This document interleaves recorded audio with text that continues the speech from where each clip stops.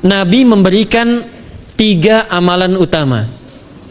Saya akan bacakan dengan cepat 3 amalan utama yang dikuatkan oleh beliau kepada para sahabat sebelum tiba Ramadan dan sampai sekarang menjadi kurikulum Ramadan Nabi. Jadi kalau ibu bapak ingin mengeluarkan kurikulum Ramadan Nabi, nanti bikin agenda saat Ramadan ya, supaya nggak pusing nanti kalau masuk hari pertama apa yang dikerjakan, hari kedua apa yang dikerjakan, subuh apa, siang apa, sore apa. Cuman nanti saya berikan 3 yang pokok ini. Ada 3. 1, meningkatkan sholat. Saya ulang ya, meningkatkan apa? Sholat. Kalau meningkat secara singkatnya berarti bertambah dari yang sekedar fardu, tambah dengan apa? Sunnah. Maka dari sekarang keluarkan semua jenis sholat-sholat sunnah. Keluarkan dari sekarang apa saja, siang dan malamnya. Yang rawatib ada berapa rawatib? Rawatib 12. Ya, rawatib itu yang melekat dengan sholat fardu dan menentukan untuk memperbaiki sholat fardu. Menambah. Jadi kalau kurang khusyuk ditambah dengan sunnahnya disebut rawatib. Bisa sebelum, bisa setelah sholat fardu. Ada 12 dari hadis Nabi sallallahu alaihi wasallam.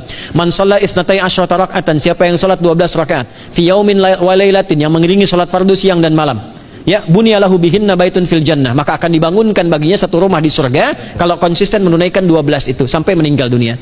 Sahabat yang mendengar itu mengatakan kompak semuanya, sejak mendengar hadis itu kami usahakan istiqomah sampai meninggal tidak meninggalkannya. 12 itu 2 sebelum subuh, cepat. 4 sebelum zuhur, 2 setelah zuhur, 2 setelah maghrib, 2 setelah isya. 2 rakaat sebelum subuh, 4 rakaat sebelum zuhur. Kalau nggak bisa 4 rakaat karena terbatas waktunya, boleh 2 rakaat khusus untuk sebelum zuhur. Kalau nggak bisa 4, boleh berapa? 2. Dalilnya hadis Ibnu Umar radhiyallahu taala anhuma. Kata beliau, hafidtu asyra rakaatin, saya hafal 10 rakaat dari Nabi sallallahu alaihi wasallam salat sunnah. Maka menyebutkan sebelum zuhur 2 rakaat. Baik, jadi 12 ya. 2 sebelum subuh, 4 sebelum zuhur, 2 setelah zuhur, 2 setelah maghrib, 2 setelah isya. Ini yang disebut dengan rawatib. Jamak dari kata ratib. Di luar ini mutlak.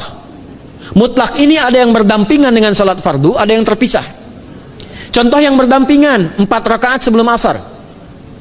4 rakaat ini bukan disebut rawatib, tapi salat mutlak. Cuma waktunya berdampingan dengan salat fardu. Jadi dia nggak memengaruhi sholat fardu, cuma punya keutamaan sendiri. Apa keutamaannya? Hadis Ibnu Umar radhiyallahu taala anhuma, ketika beliau menyampaikan qala Nabi sallallahu alaihi wasallam, rahimallahu ra'an shalla qabla al-asri arba'an. Allah akan menambahkan rahmat pada orang yang terbiasa sholat 4 rakaat sunnah sebelum sholat asar. Jelas ya? Baik. Kemudian apalagi setelah itu? Sholat di antara 2 adzan dan 2 adzan ini, adzan dan iqamah. Ya, di antara adzan dan iqamah. Tahiyatul masjid. Apalagi misalnya salat duha.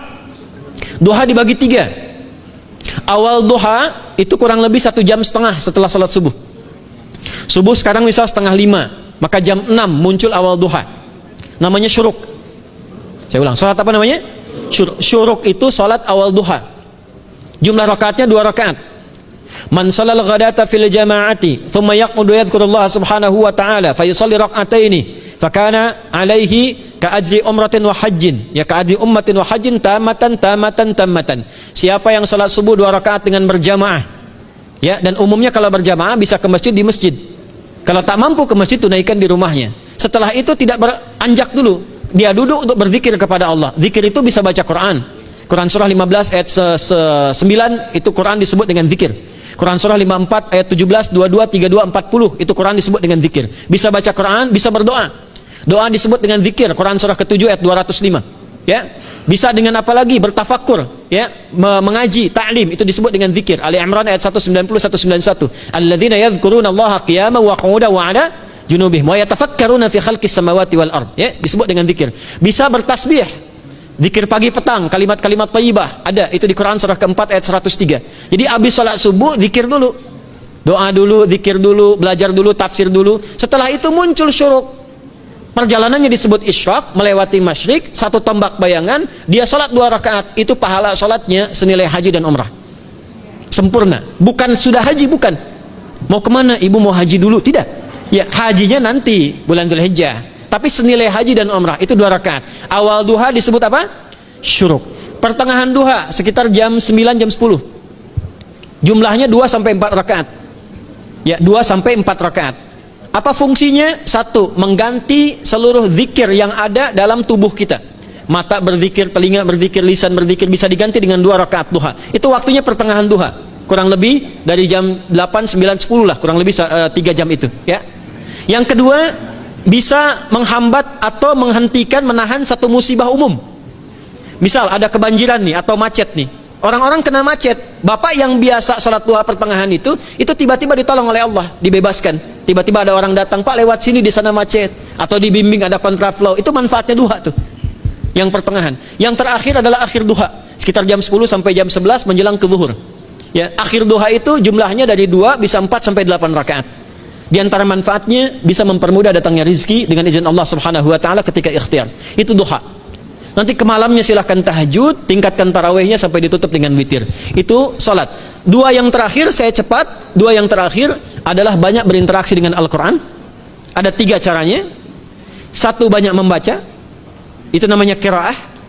Silahkan Bapak Ibu siapkan dari sekarang, targetnya khatam misalnya 1 kali berapa juz? 30 juz. Kalau mau gampang bagi 30, berarti 1 hari berapa? 1 juz. Paling gampang lagi, supaya nggak capek ngajinya, supaya nggak capek, bagi 1 juz 5 waktu sholat. Contoh, juz pertama itu Al-Baqarah plus Al-Fatihah. Al-Fatihah saya nggak hitung lah karena sudah hafal ya. Al-Baqarah itu 141 ayat, juz pertama. Bagi 5, 28. Jadi setiap ketemu waktu sholat, bagi 2 lagi, 28 bagi 2 berapa? 14. Sebelum sholat baca 14 ayat, setelah sholat baca 14 ayat. Itu 14 ayat tuh paling-paling nggak nyampe 5 menit Bu Pak. Kalau investasi 10 menit setiap waktu sholat, bagi 2 kita baca 14 ayat, itu insya Allah selesai Ramadan khatam Quran.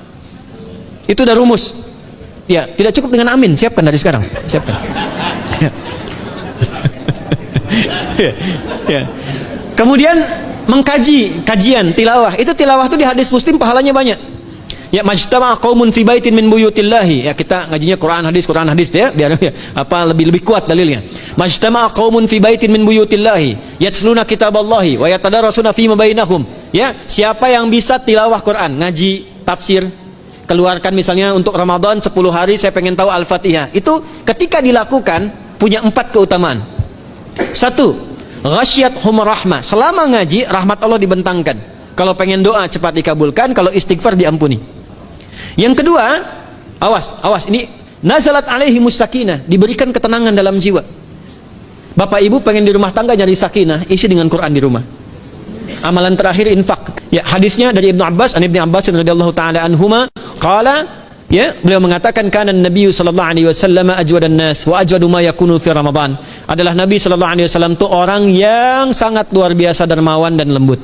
Dan bertambah dermawan lagi ketika tiba Ramadan. Apa yang dilakukan Nabi? Mensupport sahabat, siapapun yang punya anggaran untuk infak, disiapkan sebelum Ramadan. Jangan berpikir banyak Bu, yang penting ada anggaran. 30.000 nggak ada masalah. Setiap hari 1.000, tidak harus uang, makanan. Pernah dengar hadis ini nggak? Siapa yang memfasilitasi bukaan orang puasa walaupun dengan sebiji kurma dan sehirup air, maka dia mendapatkan pahala seperti orang puasa itu tanpa dikurangi sedikit pun. Ada? Hadisnya sahih di At-Tirmidzi. Tapi bukan berarti nyanyi kurma ke Tanah Abang setiap hari 1. Terus minumnya 1 sedotan aja ganti-ganti. Ya, maksudnya apa? Yang paling minimal kita bisa keluarkan. Itu pahalanya 700 kali lipat dikali 10. Paling standar. 700 kali itu standar biasa di hari ini. Dalilnya Al-Baqarah ayat 261 yang dibacakan Adinda tadi kita itu. Ramadan kali 10 lagi.